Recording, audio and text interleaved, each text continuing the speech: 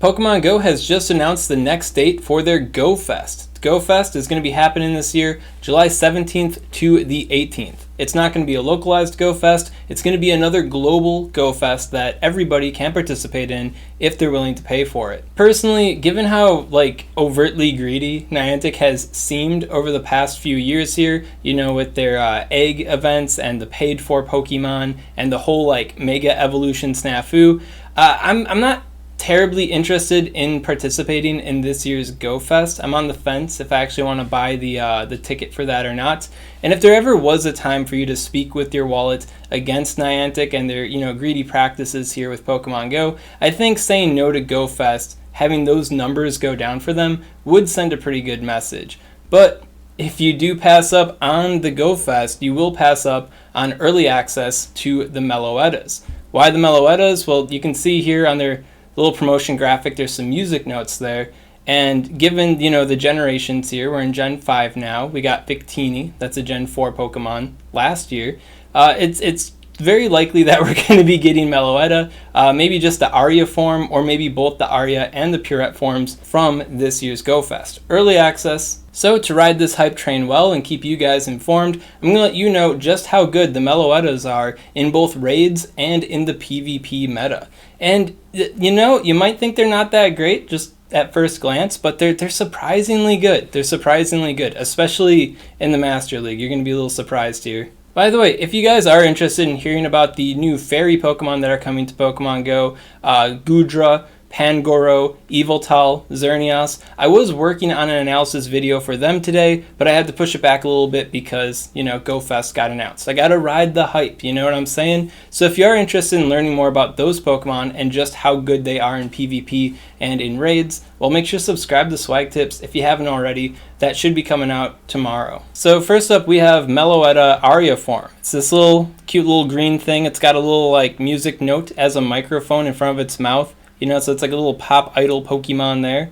When it gets to its CP, level 40 CP can be 3,972, which is just dodging the 4,000 CP. If you've been keeping up with Xerneas and Yveltal, you will know that the Game Master just got pushed, updating their stats to include the 9% nerf, the nerfed stats. And yeah, the cutoff for that is 4,000 at level 40. If that happens, your Pokemon gets nerfed by 9% before it's released. It's just their base stats. But Meloetta Aria Forme matrix dodges that nonsense and is going to be coming out at 3,972 CP. So big girl here. When it comes to the stats here, you can see that its attack, defense, and stamina are pretty well balanced, with attack being slightly more favored, and it is a normal and psychic type Pokemon, which is where a lot of the intrigue around this Pokemon comes around. When you look at its move pool, you can see it's got Quick Attack, which is kind of a bust, but it also has Confusion, a Psychic type Pokemon with Confusion. And as a normal type Pokemon, this makes Meloetta Aria Forme the only Confusion user that I'm aware of. Comment below if I'm mistaken in the current days of Pokemon Go, but it should be the only Confusion user that actually resists Ghost type attacks, which is pretty good, allowing it to overcome a certain big ghost that we all may be familiar with in the Ultra League. To support the Confusion attack here, we do have the early charge move Psyshock, which is basically all you can really ask for. Nice early charge move with a little same type attack bonus attached to it. For the other charge moves though, they're nothing really to write home about. The best one that we have here is going to be the Thunderbolt, and I don't really see a whole lot of situations where using Thunderbolt is exactly ideal. In some respects, you may want to carry the Dazzling Gleam just so you have a way to hit back against the Dark-type Pokemon that would wall you. So it's a little bit of a question, because Dazzling Gleam is so big that you may never reach it, but Thunderbolt isn't really having big impact. But for PvP at least, the big thing is going to be Confusion, Psyshock, and one of those two attacks. So then we got Meloetta Pirouette Forme here. And yeah, visually similar, except, it's got a pretty fun hairdo going on there, I guess. And instead of being a Psychic type Pokemon, it is a Fighting type Pokemon, and Normal type. It keeps that.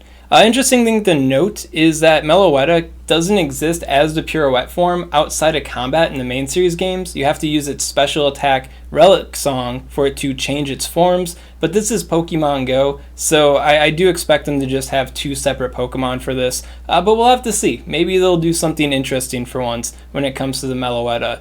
Personally, I hope that it's not tied to an in-combat transformation though, because that really would limit the utility of the Pirouette form here.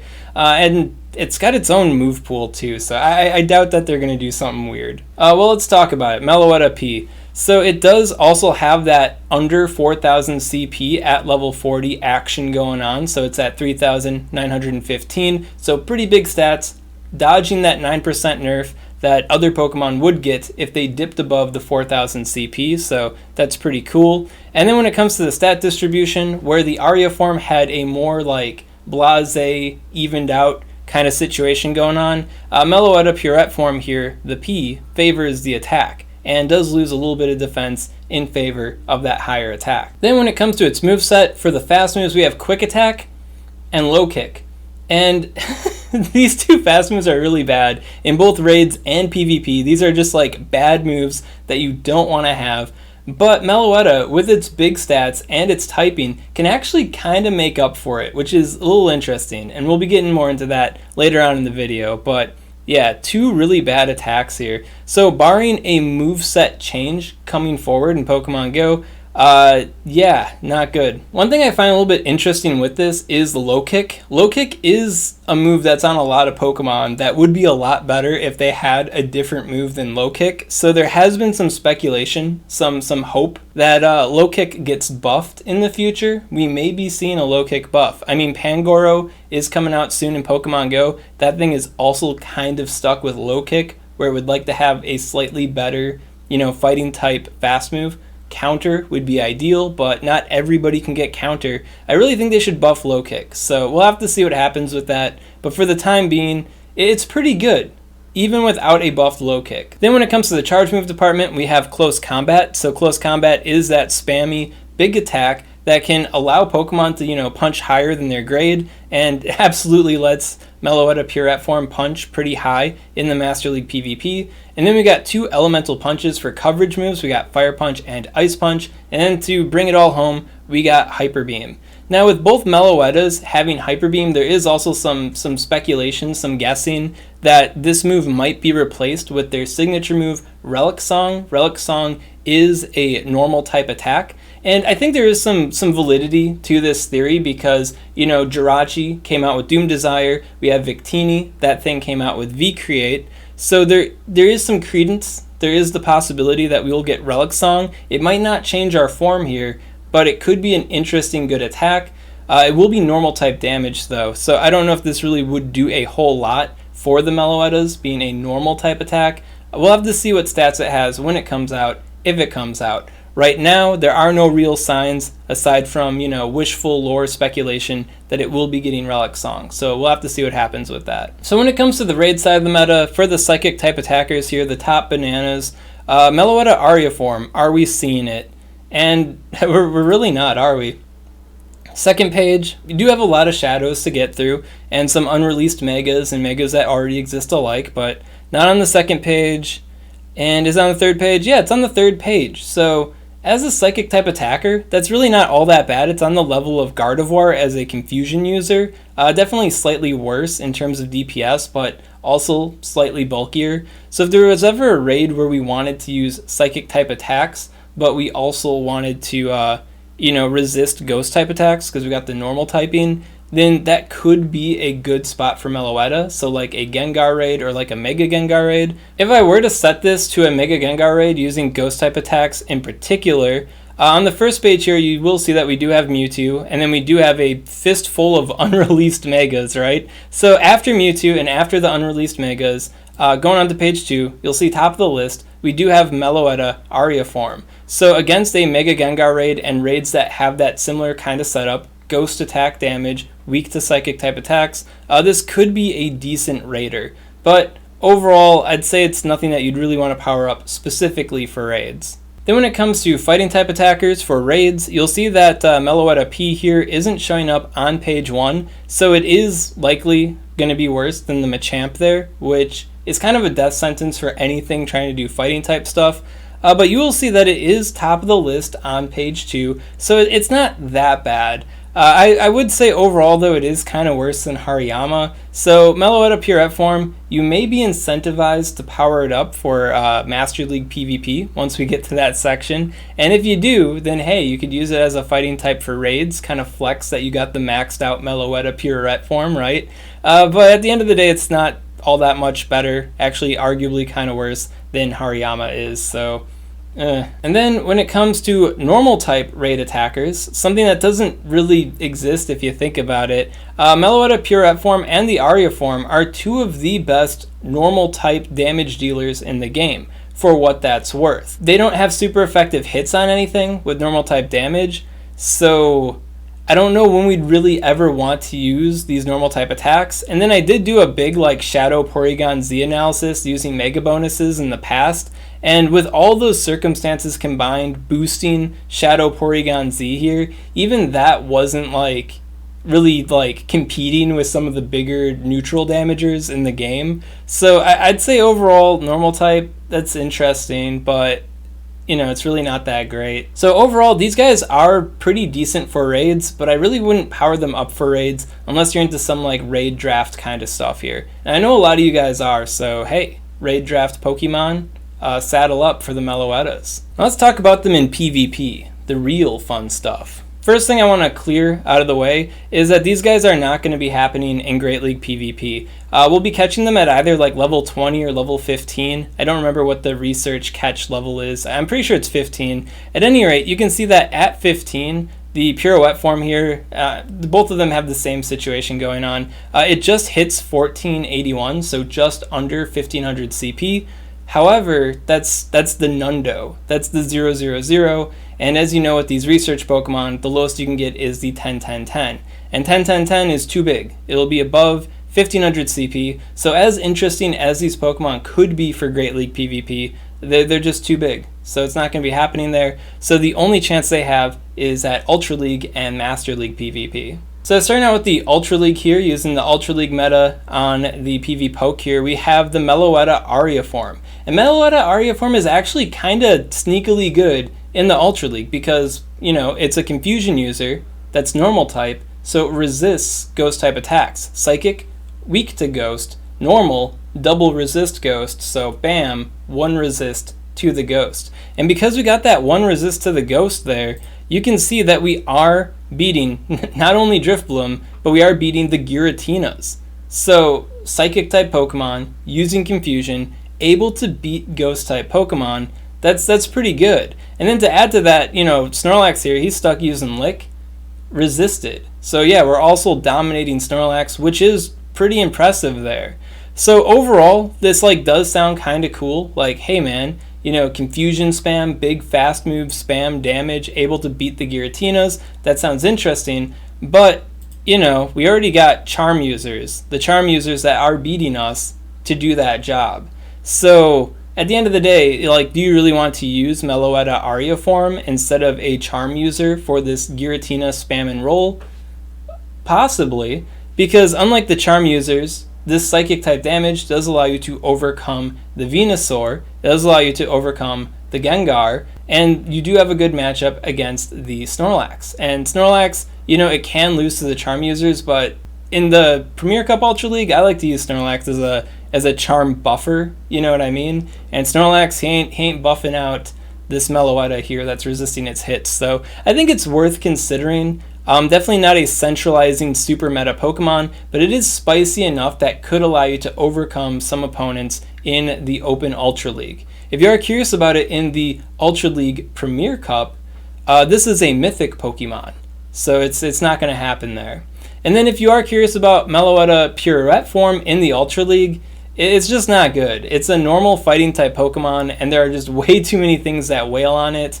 It's not terrible, but it's not great. But there is a little bit of a reversal in the Master League that might shock you, because it definitely shocked me, that's for sure. So looking at the Master League meta here, using the level 41 Meloetta Pirouette Forme against the level 40 Master League meta, Master League Classic if you will, using the quick attack of all things with close combat and Ice Punch, you can see that we're getting a decent amount of wins in the 2 shield here. 15 wins, 12 losses. More wins than losses. And we're freaking using quick attack, man.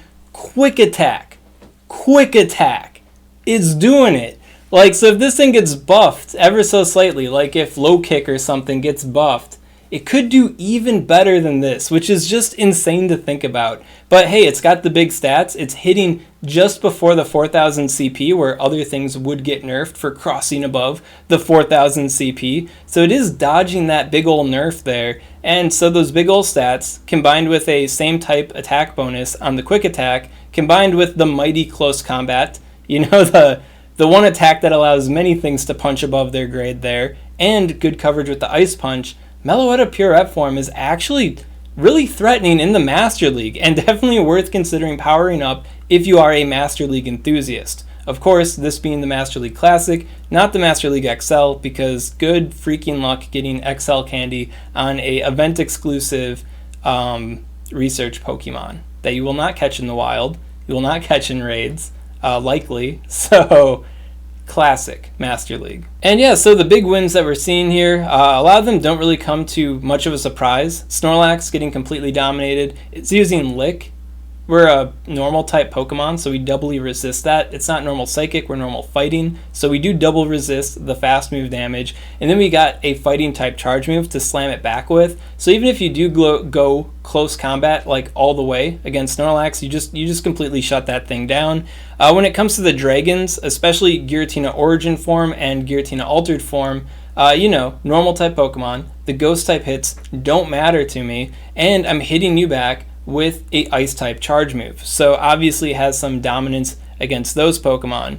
And then a handful of these other wins you could attribute to baiting, and some of these baits are a little bit more nonsensical than others. Like I'd say the Kyogre matchup and to an extent the Zekrom matchup is just complete nonsense. If you really pay attention to the simulations, you really don't have much of an opportunity to win here. Here you're like Ice Punch, they shield, Ice Punch, they shield, then you close combat, but if you close combat early, their fast move damage will take you out. But going through all these simulations here, I did go through all of them and I took notes and it took a long time. It's actually pretty good. Like the Rhyperior matchup, you don't have to worry about Ice Punch baits that much. The Melmetal matchup is just a straight bait fest anyways. Ho-Oh, we're not using close combat, we're using just straight Ice Punch, and it's kind of a sad fight if you look at the matchup specifically here. And you know, the Landos, just straight Ice Punch too. So it's not all close combat that's going on. Oh yeah, and then the big winner here, Dialga. We beat Dialga. If any close combat hits Dialga, Dialga dies. Now, of course, you can't throw an early close combat, have them shield it, and make it all the way to a third close combat. So if they do shield the early close combat, then you're probably going to lose. You're still going to reach the second one, and you can still throw the second one, and they can still get KO'd from the second one. But your opportunity to get to the third one, that's gone. That said, if you do throw the Ice Punch for the bait and they think it's a close combat, well then the game's on, man. You can get double close combat and take out Dialga. So a pretty reliable Dialga counter, in my opinion there. Putting more pressure on Dialga than I'd say Melmetal would. So definitely a very threatening Pokemon for that.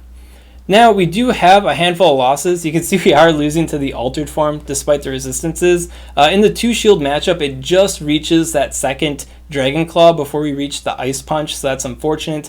But we do win that matchup in the 1-shield, and then obviously if we have an energy lead on it, then we could overcome it by reaching our Ice Punch that much quicker. And then I poured through these other matchups there, and they look kind of bad here, right? This is a 2-shield situation. But Meloetta does have the opportunity to overcome them in the 1-shield situation, and it can overcome them in the 0-shield. And the way it can overcome a lot of these in the 0-shield puts the opponent in this position where they have to give a shield in the fight, or they lose the 0-shield, which means that they would beat Meloetta, but not in the 1-1. You'd force them into the 0-1, so you still maintain shield advantage. And because you are whipping out that close combat damage on most of these Pokemon, yeah, they're going to be wounded heavily, put into a position where they're at an extreme disadvantage against the next thing that comes in, which I think really speaks to Meloetta's prowess here. It makes it a really annoying Pokemon to fight against in the Master League when it comes out, should it keep the moveset that it currently has in the Game Master. And then when it comes to the big losses, we've got Mewtwo, Togekiss, and Conkeldurr. Everything else, I'd say Meloetta has really interesting play against, but when it comes to these three, you're basically completely shut down.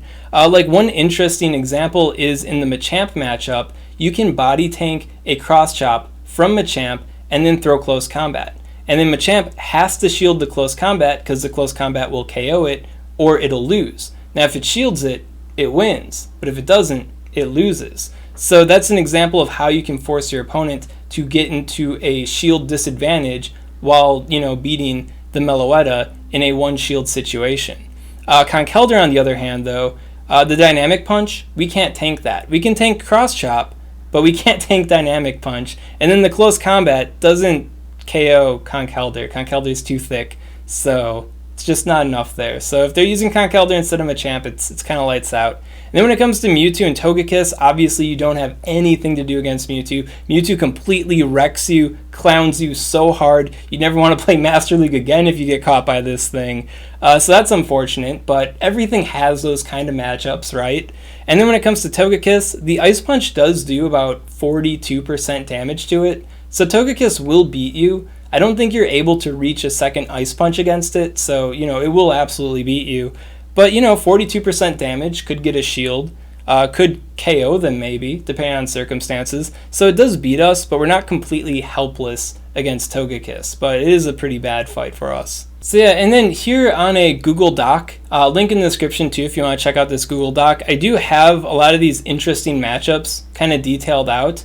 For example, in that basic simulation from PvPoke, it says that Lando T is beating us, but they are beating us in the 2-shield with a double Stone Edge bait closing with the superpower there. If they throw the superpower early, they can lose, and if they don't get the double Stone Edge bait properly, then they can lose there. And then they just straight up lose in the 0 and the 1 shield. So I'd say this is a fight that Meloetta definitely has the advantage in, not the disadvantage in. So this is my little pocket guide to a Pokemon that's coming out in 2 months, assuming the moveset doesn't change. One matchup I do want to show you guys, though, is the Ho-Oh matchup, because it really is just sad for Ho-Oh how this plays out here.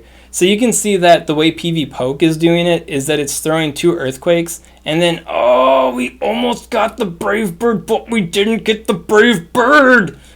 But you can see that Brave Bird's 55 energy, Earthquake 65 energy. So if we went straight Brave Bird, maybe we could make it, right? It'd be sooner. So we might be able to make it. You can see that we just make it to Brave Bird. So you don't shield the first Ice Punch, and then you shield the other Ice Punches. Straight Brave Bird, so you save on energy. You make it all the way to the end here. You make it to the final Brave Bird, but when you try to use it, Go Battle League says no, you just died to Quick Attack. So, it might be a little Go Battle League dependent if you could maybe overcome Meloetta with Ho-Oh. The ball's in the court, right? And then if you're curious about the Aria form in the Master League, it's not bad. It's still the Confusion user that resists Ghost-type attacks, but it's not doing a lot. It's not Confusion. It's just, no. It doesn't have it going on in the Master League. It's not terrible, but I wouldn't even use it in the Master League as a spice pick. The Aria form, that is. The Pirouette form, absolutely. This thing's nuts. So that about wraps it up on the Meloetta analysis. The Aria form, the Pirouette form.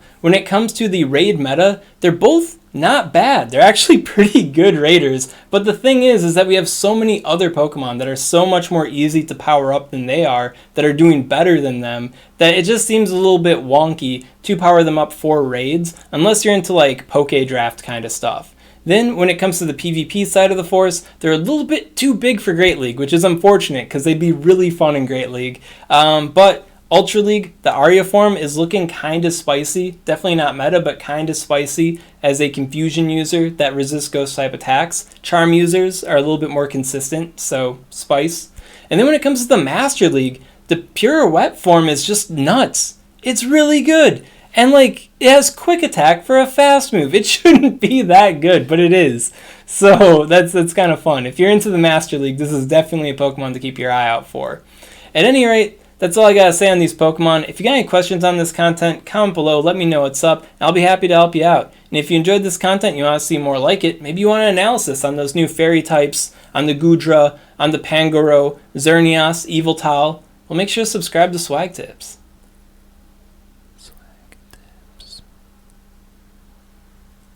I'd also like to give a special shout out to these patron supporters. If you want to support Swagman on Patreon, link in the description. Tasty Taste, how does it know that my cat's almost out of cat food and we gotta go shopping for cat food like today or tomorrow? How do you know?